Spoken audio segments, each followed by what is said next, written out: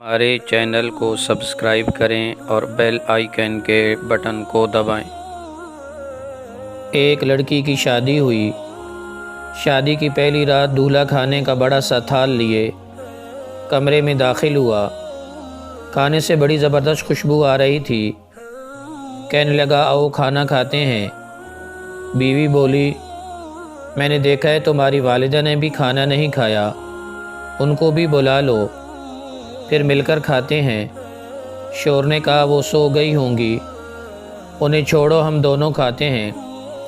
بیوی اصرار کرتی رہی پر وہ اسی بات پر مصر رہا کہ امی کو رہنے دو۔ جب بیوی نے شوہر کا یہ رویہ دیکھا تو اسی وقت طلاق کا مطالبہ کر دیا۔ شوہر بڑا حیران ہوا اس کے مطالبے پر۔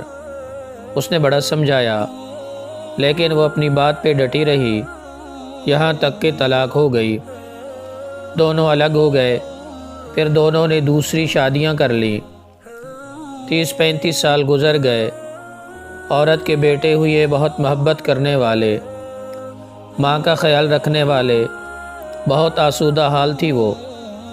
اس نے ارادہ کیا کہ حج کرنا چاہیے۔ سفر کے دوران اس کے بیٹے اس سے کسی ملکہ کی طرح پیش آ رہے تھے، پاؤں زمین پر لگنے نہ دیتے تھے۔ صحرائی سفر تھا۔ راستے میں ایک آدمی پر نظر پڑی جو بہت بری حالت میں بھوکا پیاسا، بال کھچڑی، کپڑے پرانے۔ اس عورت نے بیٹوں سے کہا جاؤ دیکھو کون مسافر ہے، اسے اٹھاؤ، ہاتھ منہ دھلا کر کھانا کھلاؤ، پانی پلاؤ۔ چنانچہ بیٹے گئے، ماں نے جیسا کہا تھا ویسے کیا۔ عورت کی جب اس پر نظر پڑی تو جان گئی کہ وہ اس کا پہلا شوہر تھا۔ کہنے لگی یہ کیا کیا وقت نے تمہارے ساتھ؟ بولا میری اولاد نے میرے ساتھ بلائی نہیں کی۔ عورت کہنے لگی کیوں کرتی کہ تم نے والدین کے ساتھ برا سلوک کیا تھا۔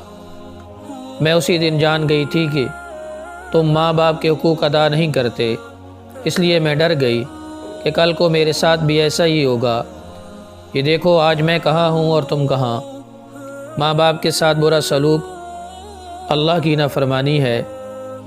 اگر اپنا بڑھاپا ہمیں شاندار گزارنا چاہتے ہیں تو والدین کے ساتھ شاندار سلوک کیجیے، کیونکہ یہ عمل ایسا ہے کہ جس کا بدلہ دنیا میں ہی دیا جاتا ہے، خواہ اچھا ہو یا برا۔